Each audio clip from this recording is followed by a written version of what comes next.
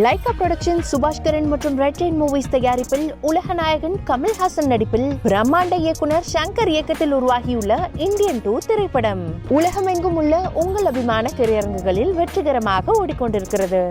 மண்ணின் மைந்தர்களுக்கு வேலையில் முன்னுரிமை அப்படின்றது இப்போ தமிழ்நாட்டிலையும் அது பேசுபொருளாக மாறுது. அதை நோக்கி தமிழ்நாடு அரசு நகரணும்னு பாமக போன்ற கட்சிகள். ஆனால் இது பல மாநிலங்கள் இந்த முன்னெடுப்பை எடுத்திருக்கிறாங்க. இது உள்ளூர் வாசிகளுக்கான வாழ்வாதாரத்தை பாதுகாக்குமா? அப்படி ஒரு அவசியம் இந்த சூழல்ல, இந்த அரசியல் சூழல்ல ஏற்பட்டிருக்கா? இல்ல, அது உள்ளூர் வாசிகளுடைய வேலை வாய்ப்பையோ இல்லைன்னா வாழ்வாதாரத்தையோ பாதுகாக்கணுங்கிற நோக்கில பண்ணா அது பிரச்சனை கிடையாது. ஆனா அரசியல் நோக்கத்துல இப்படி செய்யும் போதுதான் பிரச்சனையாகும். உங்களுக்கு பல உதாரணங்களை கொடுக்குறேன். இப்போ கர்நாடகம் இதுல நம்ம சொல்றோம் பெங்களூர் அப்படின்னு எடுத்தாக்கா அங்க இருக்கக்கூடியவர்கள் பெருவாரியாக வெளி மாநிலத்தை சேர்ந்தவர்கள். ஆமாங்க, பெங்களூரை ஒரு டெக் ஹப்பா மாத்திருக்காங்க. அந்த இடத்துல பல நிறுவனங்கள் இருக்காங்க.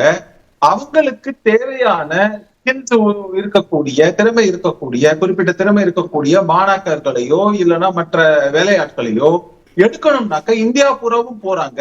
ஏன்னா அவங்களுக்கு நான் இன்னும் ஒரு 15 ஆண்டுகள் 20 ஆண்டுகள் பின்னோக்கி போகணும்னு பாக்குறோம். ஒரு 15 ஆண்டுகள் முன்னாடி நாங்க ஒரு ஸ்டடி பண்ணோம். ஒரு பெரிய கம்பெனிக்காக நான் வேலை செய்யும் போது அவங்க என்ன சொன்னாங்கன்னாக்க, நமக்கு ஆட்கள் பத்தல, நாங்க எல்லாம் ரெக்ரூட்மெண்ட்டுக்கு காலேஜா போவோம், பெரிய காலேஜ்களுக்கு கூட போவோம். போகும்போது படிச்ச மாணவர்கள் எல்லாம் கம்ப்யூட்டர் சயின்ஸ் படிச்சுட்டேன்னு சொல்லுவாங்க. ஆனா அவனுடைய எம்ப்ளாயபிலிட்டி, அவனுடைய கம்யூனிகேஷன் ஸ்கில்ல இருந்து ஆரம்பிச்சு டெக்னிக்கல் ஸ்கில் வரைக்கும் கேள்விக்குறியாக இருந்தது. அவர்கள் வெறும் புத்தக புழுவாக இருந்து கொண்டு அவங்க அதையெல்லாம் படிச்சு ரெடி ஆயிட்டாங்களே ஒழிஞ்சு, எப்படியோ மார்க் டிகிரி வாங்கிட்டாங்களே ஒழிஞ்சு, உண்மையிலே இண்டஸ்ட்ரி ரெடியா இல்ல. அதை எப்படி மாற்றுவது, அதுக்கு நம்ம என்ன பண்ணலாம்ங்கிற ஏன்னா தேவை இருந்தது. ஏன்னா அவ்வளவு வளர்ச்சி அந்த இண்டஸ்ட்ரியில, ஐடி இண்டஸ்ட்ரியில இருக்கும் போது அதை எப்படி பண்ணலாங்கிற ஒரு பெரிய விவாதம், அதுக்கான பல இனிஷியேட்டிவ்லாம் எடுப்பதற்கு நாங்க முயற்சி செஞ்சோம்.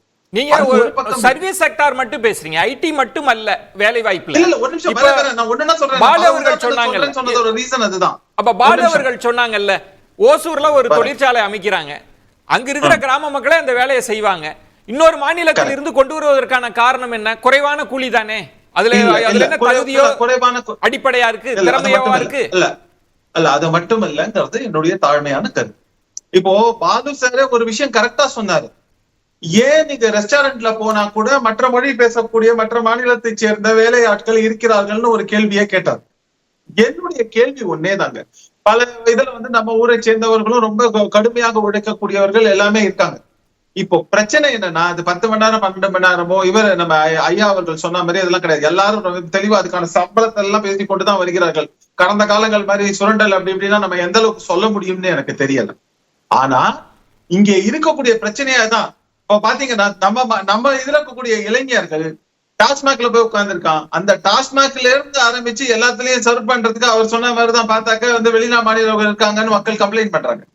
அப்படி இருக்கும்போது இங்க பிரச்சனை என்னன்னாக்க, ஒரு பக்கம் நம்ம படிக்கிறதுக்கு உண்டான ஆஸ்பிரேஷனல் சொசைட்டி தமிழகத்தை பாத்தீங்கன்னா, அதுவும் பேரண்ட்ஸ் பெற்றோர் தங்கள் பிள்ளைகள், ஏன்னா ரொம்ப கஷ்டப்பட்டு வந்த பல சமூகங்கள் இருக்கவங்க என்ன நினைக்கிறாங்க, என் புள்ள ஒரு இன்ஜினியர் ஆகணும், என் பிள்ளை ஏதாவது ஒரு இது படிக்கணும் அப்படிங்கிற மாதிரியாக எல்லாம் தங்களுடைய சொத்துக்களை எல்லாம் அடமானம் வைத்து இல்லைன்னா விட்டு பிள்ளைகளை படிக்க வைக்கிறாங்க. ஆனா அந்த படித்த மாணவர்கள் வெறும் படிப்பு மட்டும் அந்த போக்கஸ்ல இருந்து ஏதோ ஒண்ணு பண்ணி ஏதோ ஒரு இன்ஸ்டிடியூட்ல வந்துடுறாங்க, டிகிரி வாங்கிடுறாங்க. ஆனா நான் முன்னாடி சொன்ன பிரச்சனை தான் எம்ப்ளாயபிலிட்டி. ஏன்னா நீங்க எவ்வளவு காம்படிட்டிவா இருக்கீங்கிறதையும் பாக்குறாங்க.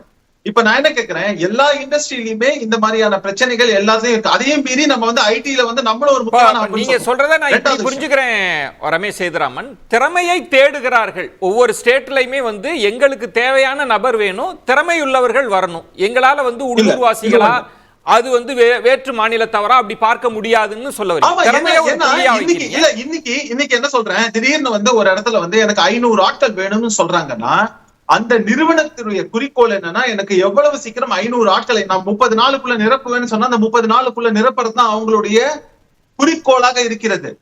நான் போவேன், நான் தமிழ்நாட்டை சேர்ந்தவனான்னு பார்ப்பேன், நான் அதுலயும் இந்த மாவட்டம் தஞ்சை மாவட்டத்தை சேர்ந்தவரா இல்லைன்னா வேற ஏதாவது ஒரு மாவட்டத்தை சேர்ந்தவரா அப்படின்னு நான் பார்ப்பேன். அப்படித்தான் நான் எடுத்து இந்த ப்ரொபோர்ஷன்ல போடுவேன்னு சொன்னா அவன் வெளிநாட்டுக்காரனோ இவனோ என்ன சொல்லுவான், கான்ட்ராக்டர் போயா நான் வேற யாருக்கும் கொடுக்குறேன்னு சொல்லிட்டு போயிட்டே இருப்பான். இப்படி எல்லாம் பேசக்கூடிய ஒரு நிமிஷம், ஒரு 30 செகண்ட் இப்படி சொல்லக்கூடிய நாம் தான் இதே H1B விசா பிரச்சனை வந்ததுன்னா வெளிநாட்டுக்கு இப்ப அமெரிக்காக்காரன் அவனும் சொல்லும் போது நம்ம அது ரேசிசம்னு சொல்றோம். ஏன்னா உள்ளூர் இவனுக்கு வேலைதான் கொடுக்கணும் அப்படின்னு நம்ம சொன்னா நம்ம என்ன சொல்றோம், கொதித்து வரோம். இல்ல அது ஒரு பக்கம் இருக்க வர, இது மேல்தட்டு விவகாரம். அது சொன்ன மாதிரி படித்து முடித்தவர்கள், படிக்காதவங்களுக்கு நான் சொல்றேன். இப்போ ஒவ்வொரு விவகாரத்திலையும் நீங்கள் வேலை செய்வதில இருந்து ஆரம்பிச்சு எல்லா விஷயத்திலையும் பார்த்தா மொழி தெரிகிறதோ தெரியலையோ அவன் இன்னொரு மாநிலத்துல இருந்து வேலை செய்யறானா ஃபர்ஸ்ட் அவனுக்கு கான்ஸ்டிடியூஷன் அதுக்கான இடத்தை கொடுக்கிறது. நம்ம இந்திய ஆர்டிகல் 19G.